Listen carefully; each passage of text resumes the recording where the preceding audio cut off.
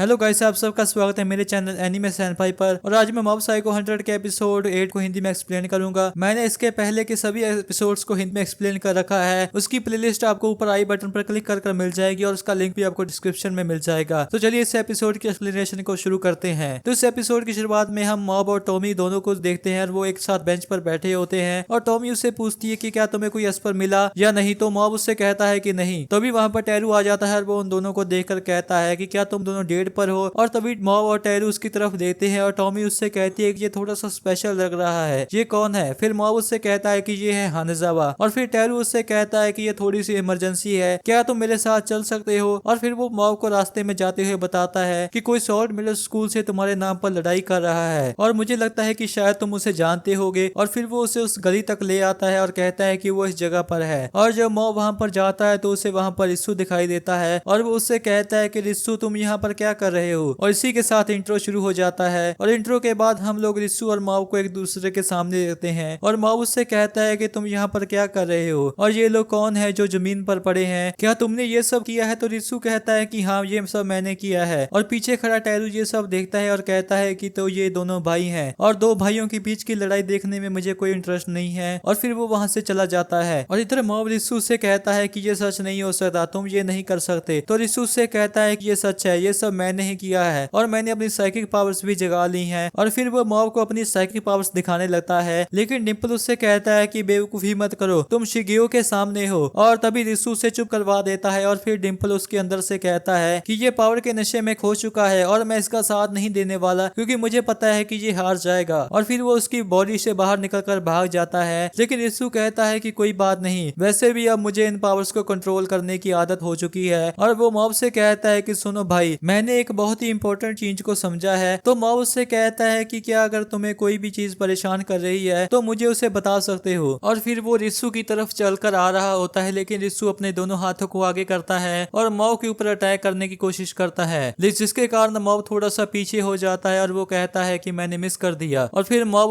उसे देखकर कहता है कि तुम्हारे पास सच में साइकिक पावर्स हैं। और फिर वो खुशी के साथ उसे कांग्रेचुलेशन कहता है और मॉब की ये बात सुनकर वो भी थोड़ा सा चौंक जाता है। और फिर मॉब उससे कहता है कि तुम इन्हें बहुत टाइम से यूज करना चाहते थे, तुम्हें याद है जब तुम छोटे थे तो तुम रोने लग जाते थे क्योंकि तुम स्पून्स को बैंड नहीं कर पाते थे। लेकिन रिस्सू उसकी बात को बीच में ही काट देता है और कहता है कि ये सिचुएशन कुछ समय तक ऐसी ही थी लेकिन अब नहीं है। और फिर वो मॉब की तरफ चल कर आता है और उससे कहता है मुझे बचपन से ही साइकिक पावर चाहिए थे क्योंकि तुम्हारे पास वो थी, इसीलिए मैं तुम्हारी प्रशंसा करता था। और मॉब थोड़ा सा खुश हो जाता है, लेकिन रिस्सू तभी उससे कहता है कि वो बस मेरी मिसअंडरस्टैंडिंग थी क्योंकि मैं अपना घटियापन और तुम्हारे खिलाफ मेरा दर्द हैंडल नहीं कर पा रहा था और मैं सिर्फ अपने आप को बचा रहा था ये सोचकर कि मैं तुम्हारी प्रशंसा कर रहा हूँ। मैं तुमसे बस डरता था क्योंकि मुझे नहीं पता था कि तुम क्या कर दोगे अगर तुम थोड़ा सा स्ट्रेस या गुस्से में आ गए। और इसीलिए हमारे बीच कभी भी असली भाइयों की जैसी लड़ाई भी नहीं हुई। और वो इसीलिए क्योंकि मेरे पास कोई पावर्स नहीं थी जो कि मुझे तुम्हारी पावर से बचा पाए। और मैंने बहुत कोशिश की है, बहुत टाइम लगाया है इन पावर्स को पाने के लिए, लेकिन तुमने कोई भी मेहनत नहीं की इन पावर्स को पाने के लिए। ऐसा क्यों? लेकिन अब मैंने इन्हें पा लिया है और इसलिए मुझे तुमसे कोई डर नहीं है और अब मेरा तुम्हारे अंदर कोई इंटरेस्ट भी नहीं है और इसलिए हमारा बड़ी बड़ी भाइयों वाला रिश्ता यहीं पर खत्म होता है। और फिर मॉब बोलता है कि मैं कह सकता हूँ कि ये झूठ है, लेकिन रिस्सू से कहता है कि ये सच है और मैं चाहता हूँ कि तुम मेरे साथ अपनी पावर्स के साथ लड़ाई करो। और फिर मॉब कहता है कि मुझे लग रहा है कि उनमें से कुछ बातें तो सच हैं और मैं तुम्हारा बड़ा भाई हूँ और इसलिए मुझे तुम्हारी रक्षा करनी है। और फिर वो उन गुंडों के सामने आ जाता है और नीचे झुककर कहता है कि मेरे छोटे भाई ने आपको चोट पहुंचाई है, इसके लिए मैं आप सबसे माफी मांगता हूँ और प्लीज आप सब लोग उसके दोस्त बन जाइए। और ये देखकर रिस्सू भी शॉक हो जाता है और उनमें से एक गैंग का मेंबर उठता है और उससे कहता है कि तुम इसके बड़े भाई हो। तो मॉब कहता है कि हाँ और प्लीज सॉरी। और फिर वो उठता है और कहता है कि माफी इसके लिए काफी नहीं है। और एक मेंबर और उठता है और वो मॉब से कहता है कि तुम्हें अपने घुटनों पर बैठकर माफी मांगनी होगी। और फिर मॉब अपने घुटनों पर बैठने लग जाता है और रिस्सू भी थोड़ा सा शॉक हो जाता है और वो उससे रुकने को बोलता है, लेकिन मॉब अपने घुटनों पर बैठ जाता है और वो सिर नीचे कर लेता है और रिस्सू उसके ऊपर चिल्लाकर बोलता है कि तुम ये क्या कर रहे हो। तो मॉब उससे कहता है कि रिस्सू तुम मुझसे छुटकारा नहीं पा सकते क्योंकि हम दोनों भाई हैं। और उसके बाद सीन चेंज होता है और हम एक इंसान की आवाज सुनते हैं जो कि एक कंप्यूटर के सामने खड़ा होता है और वो कहता है कि तुम क्या कर रहे हो, तुमने 10 मिनट पहले बताया था कि तुमने टारगेट मिल गया है लेकिन अभी तक तुमने उसे पकड़ा क्यों नहीं। और तभी हम उसी हुडी वाले बंदे को देखते हैं जो कि बिल्डिंग के ऊपर खड़ा होता है और वो कहता है कि मैं यहाँ पर कुछ देख रहा था। और फिर वो दूसरा इंसान उससे कहता है कि क्या तुम बेवकूफ हो जल्दी से उसे पकड़ कर लाओ और उससे पहले मुझे उसकी एक फोटो भेज दो, क्योंकि मैं नहीं चाहता कि तुम कोई गलत इंसान को पकड़ लाओ। और फिर वो हुडी वाला इंसान उसकी फोटो को क्लिक कर कर उसे भेज देता है और उसकी फोटो को देखकर वो कहता है कि हाँ यही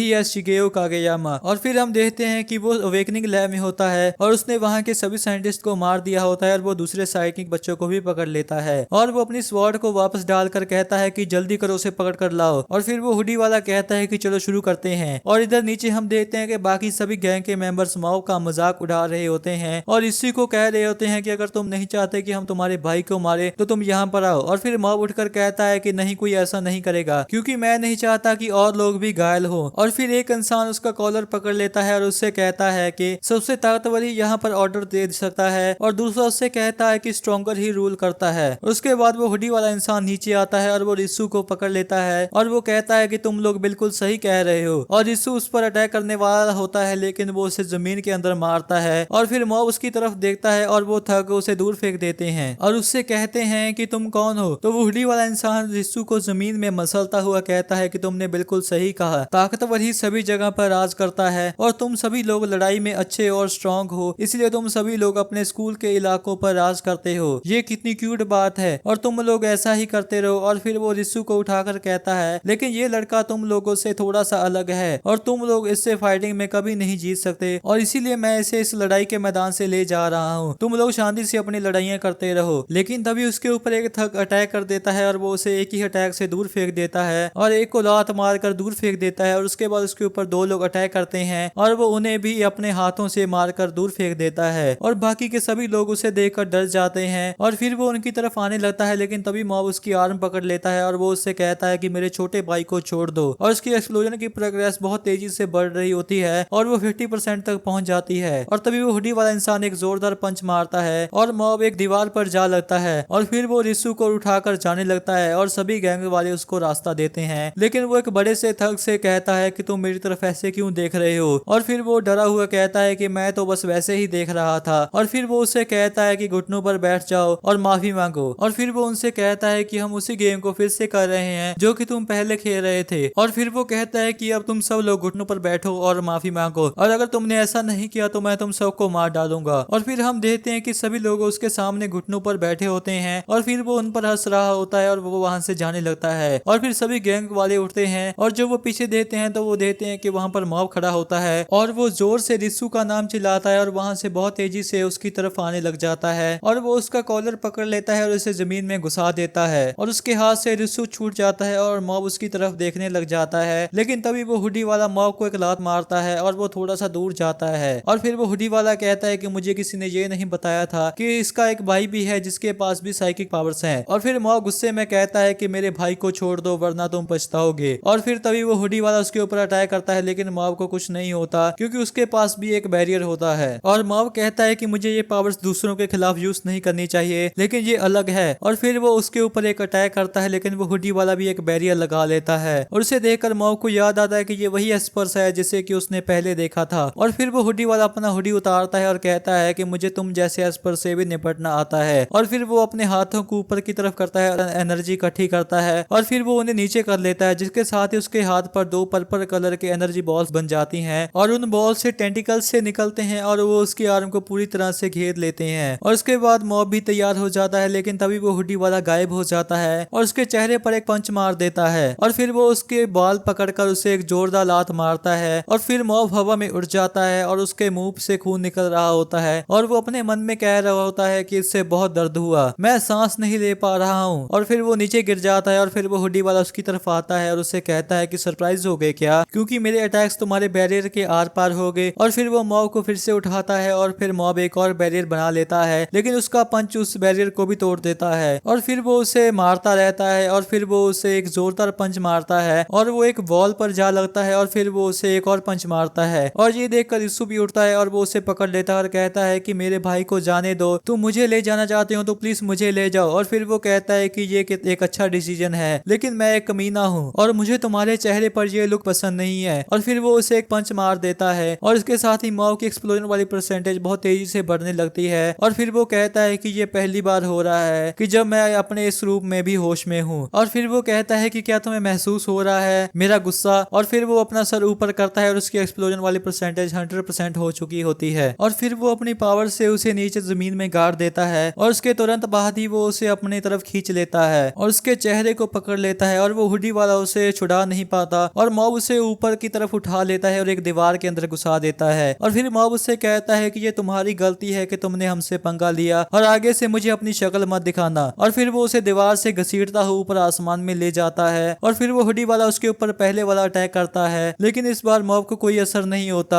और फिर मॉब उसे नीचे जमीन की तरफ बहुत तेजी से लेकर आता है और बिल्डिंग के बीच में से होते हुए जमीन पर मारता है, जिसके कारण एक बहुत ही बड़ा सा इम्पैक्ट क्रिएट होता है और आसपास की बिल्डिंग के कांच भी टूट जाते हैं और फिर हम देखते हैं कि वो इंसान बेहोश सा हो जाता है और फिर मॉब उठकर वहां से चलकर आ रहा होता है और बाकी गैंग वाले उसे देखकर हैरान हो रहे होते हैं और उनमें से एक कहता है कि अपने पीछे देखो और वो हुडी वाला मॉब के पेड़ के ऊपर एक बहुत ही बड़ा सा ब्लास्ट कर देता है और कहता है कि तुमने मुझे मेरा ट्रम्प कार्ड यूज करने पर मजबूर कर दिया। लेकिन इसके साथ मॉब को कुछ नहीं होता, वो फिर भी सीधा ही खड़ा रहता है। तो डिम्पल कहता है कि इस तरह तो कुछ भी सही नहीं होगा, मुझे उसे बुलाकर लाना पड़ेगा और फिर वो वहां से दूर भाग जाता है और इधर नीचे वो हुडी वाला मॉब के ऊपर अटैक कर रहा होता है, लेकिन इस बार उसके अटैक मॉब के बैरियर को तोड़ नहीं पाते और मॉब एक और स्लैश मारता है जिसके कारण वो एक दीवार पर जा लगता है और वो डरा हुआ कहता है कि अगर मैंने अपने गार्ड को ऊपर नहीं रखा तो मैं मर जाऊंगा। और इधर सभी गैंग मेंबर्स उसे पिटा हुआ देखकर बहुत खुश हो रहे होते हैं और उनमें से एक कहता है कि मुझे यकीन नहीं हो रहा कि इस जैसा इंसान भी एग्जिस्ट कर सकता है। और फिर एक बड़ा वाला थक कहता है कि जरा देखो और तभी मॉब की शक्ल दिखने लगती है और वो कहते हैं कि ये व्हाइट टी पॉइजन का बड़ा भाई नहीं है बल्कि ये खुद ही व्हाइट टी पॉइजन है। और तभी वो हुडी वाला अपने मन में कहता है कि इसके साथ एबिलिटी के साथ फाइट करना सही नहीं रहेगा और मुझे उसे यूज करना ही पड़ेगा। और फिर वो अपनी पॉकेट में हाथ डालता है और उसके बाद वो मॉब के ऊपर अटैक करता है और ये देखकर मॉब उससे कहता है कि तुम अभी भी गिव अप नहीं करने वाले तो मेरा नेक्स्ट वार तुम्हें खत्म कर देगा। और फिर वो उसके ऊपर अटैक करता है, लेकिन उसका अटैक मॉब के बैरियर को तोड़ नहीं पाता। लेकिन तभी वो एक स्प्रे मॉब के चेहरे के ऊपर करता है जिसके कारण वो बेहोश हो जाता है और वो हुडी वाला कहता है कि मुझे ये चीज पसंद नहीं है लेकिन मेरे पास टाइम नहीं है इससे लड़ने का। और फिर वो सभी गैंग वाले लोगों से कहता है कि तुम लोगों ने मुझे इस हालत में देख लिया है तो अब मुझे तुम सब लोगों को खत्म करना पड़ेगा। लेकिन तभी मॉब पीछे से उठ जाता है और उसे देखकर वो हुडी वाला डर जाता है और कहता है कि मैं इससे और नहीं झेल सकता, मुझे मिशन पूरा करना है। और फिर वो रिस्सू को उठाकर भाग जाता है और मॉब वहीं पर खड़ा रह जाता है और उसे देखकर सभी गैंग वाले खुश हो जाते हैं और वो मॉब के आसपास आ जाते हैं और कहते हैं कि शुक्रिया तुम्हारा हमारी जान बचाने के लिए। लेकिन वो देखते हैं कि मॉब वहां पर खड़ा होता है लेकिन वो अभी भी अपने होश में नहीं होता। और तभी टेरू वहां पर आकर उनसे कहता है कि तुम सभी लोग उससे दूर हो जाओ। और वो अपने मन में कहता है कि मुझे सच में यकीन नहीं हो रहा कि कोई इंसान इसे इतनी दूर तक पुश कर पाएगा। और डिम्पल कहता है कि हम तो थोड़ा सा लेट हो गए और वो आदमी और रिस्सू दोनों गायब हो गए हैं। और उसके बाद हम लोग एक बेड पर मॉब को देखते हैं और वो सपने में रिस्सू के साथ बिताए कुछ पलों को याद करता है और इतनी ही देर में उसकी आंखें खुल जाती हैं और वो टेरू को अपने सामने देखता है और वो उससे पूछता है कि हम लोग कहाँ पर हैं। तो टेरू कहता है कि हम लोग मेरे घर पर हैं और डिम्पल ने मुझे सब कुछ सच बता दिया है। और फिर वो डिम्पल से पूछता है कि तुम वहाँ पर क्या कर रहे थे। तो वो थोड़ा सा चुप कर जाता है और फिर मॉब कहता है कि रिस्सू किडनैप हो चुका है। और फिर वो डिम्पल के ऊपर हाथ रखकर कहता है डिम्पल क्या ये तुमने तो नहीं किया। तो डिम्पल घबराया हुआ कहता है कि मैं नहीं था, मैं तो उन लोगों को तो जानता तक नहीं था। तो टेरू बोलता है कि मैं उन लोगों को जानता हूँ, वो लोग मेरा पीछा कई सालों से करते आ रहे हैं। तो डिम्पल उससे कहता है तो क्या इसीलिए तुम मिडिल स्कूल में होते हुए भी अकेले रहते हो। फिर टेरू मॉब से कहता है कि मैं तुम्हें ये वार्निंग देना चाहता हूँ कि उन लोगों से दूर हो वरना तुम भी मारे जाओगे। और ये सुनकर मॉब थोड़ा सा गुस्सा हो जाता है और टेरू से कहता है कि ये एक बहुत ही खतरनाक ग्रुप है जिसको के इविल एस्पर्स ने बनाया है और इनका एम है इस दुनिया पर राज करना और इस ग्रुप में 100 से भी ज्यादा एस्पर्स हैं। और ये बात सुनकर डिम्पल और मॉब दोनों शॉक हो जाते हैं। और फिर टेरू कहता है कि इस दुनिया में बहुत सी फैसिलिटीज हैं जो कि साइकिक पावर्स को बनाने में लगी हुई हैं और क्लॉ ही उनमें से एक है जो सक्सेसफुल हुई है। ये लोग छोटे एस्पर्स बच्चों को पकड़ते हैं जिनको कि अभी बड़े होना है और फिर उनका ब्रेन वॉश करके उन्हें सोल्जर्स बनाते हैं। ये लोग भले ही हम नेचुरल एस्पर्स से कमजोर हो पर इनके इतने बड़े नंबर्स के साथ ये हमें हरा सकते हैं। और फिर डिम्पल उससे कहता है कि तुम उनके बारे में काफी कुछ जानते हो। तो टेरू कहता है कि ये मुझे उनके एक बंदे से पता चला था जो कि मुझे पकड़ने आया था। और फिर डिम्पल कहता है कि तो ये लोग कुछ बुरे एस्पर्स हैं जो कि एक बुरे ग्रुप से हैं और तुम लकी हो शिगेयो क्योंकि तुम वहां पर मर भी सकते थे। और फिर मॉब बेड से उठता है और कहता है कि उन्होंने मेरे भाई को किडनैप किया है और मैं उसे बचा कर लाऊंगा। लेकिन तभी टेरू उससे पीछे से पकड़ लेता है और कहता है कि क्या तुम मरना चाहते हो। तो मॉब कहता है नहीं, पर मुझे पता है कि मैं जीत सकता हूँ। तो टेरू उससे कहता है ठीक है, पर हमें पहले पता करना होगा कि उनको तुम्हारे भाई के बारे में कैसे पता चला। और तभी डिम्पल का दिमाग चलता है और वो कहता है कि एक और फैसिलिटी है जहाँ पर तुम जैसे एस्पर्स इकट्ठे होते हैं और वहाँ पर रिस्सू भी जाया करता था। तो टैरू कहता है कि हमें वहाँ पर जाकर देखना पड़ेगा। तो डिम्पल कहता है कि मैं तुम्हें वहाँ पर ले जाता हूँ। और उसके बाद वो लोग अवेकनिंग लैब में आ जाते हैं और वहाँ पर सभी लोग गिरे पड़े होते हैं और टैरू उन्हें चेक करता है और उसे पता चलता है कि वो सभी लोग बस बेहोश ही हुए हैं। और उसके बाद वो लोग मिसूरा को देखते हैं जो कि वहाँ पर बंधा हुआ होता है और वो उसके ऊपर पानी डालकर उसे उठाते हैं। और टैरू उससे कहता है कि क्या तुमने रिस्सू कागेयामा की इन्फॉर्मेशन बेची है? तो वो उससे कहता है कि तुम्हें कोई गलत फहमी हुई है, मैंने जिसे इन्वाइट किया था वो शिगेओ कागेयामा था। और फिर मॉब कहता है कि मैं हूँ शिगेओ कागेयामा। तो डिम्पल कहता है कि ये सब कुछ एक मिसअंडरस्टैंडिंग की वजह से शुरू हुआ है, लेकिन फिर भी इन्होंने रिस्सू की पावर्स को जगा दिया। और इसके बाद वो एक सोफा के ऊपर बैठ जाते हैं और मिसूरा कहता है कि ये सब मेरी गलती है। और उसकी ये सब बातें सुनकर टैरू कहता है कि मुझे नहीं लगता कि इसने कुछ किया है। और फिर वो मिसूरा से पूछता है कि जो लोग यहाँ पर थे उनकी साइकिक पावर्स कितनी पावरफुल थी, क्योंकि हमें पता होना चाहिए कि हम लोग असल में किन लोगों के खिलाफ लड़ रहे हैं। और फिर मिसूरा उससे पूछता है कि तुम लोग कौन हो? और फिर टैरू मॉब को हवा में उड़ा देता है और मॉब उससे कहता है कि तुम ये क्या कर रहे हो? तो टैरू कहता है कि खुद को इंट्रोड्यूस। और उसके बाद हम लोग देखते हैं कि वो हुडी वाला इंसान और वो तलवार वाला इंसान एक कार से उतरते हैं और उन्हें एक जंगल से ले जा रहे होते हैं। और रिस्सू बाकी लोगों से कह रहा होता है कि हम लोग इनसे अभी नहीं लड़ सकते, इसलिए बस ये जैसा कह रहे हैं वैसा करते रहो। और उसके बाद हम लोग क्लॉ का हेडक्वार्टर देखते हैं, जिसे देखकर वो सभी लोग भी डर जाते हैं और इसी के साथ ही एपिसोड खत्म हो जाता है। तो गाइस, अगर आपको ये एक्सप्लेनेशन पसंद आई है तो प्लीज इस वीडियो को लाइक कर दें और नीचे एक कमेंट भी जरूर कर दें। नेक्स्ट एपिसोड की वीडियो कल तक आ जाएगी। अगर आप उसे मिस नहीं करना चाहते तो इस चैनल को जरूर सब्सक्राइब कर लें और मिलते हैं एक नई एक्सप्लेनेशन वीडियो के साथ। तब तक के लिए टाटा बाय बाय।